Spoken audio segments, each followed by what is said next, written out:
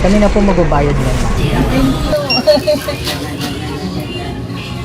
Pangbalot kasi sa kanila yun eh. Magkano sila bukas eh.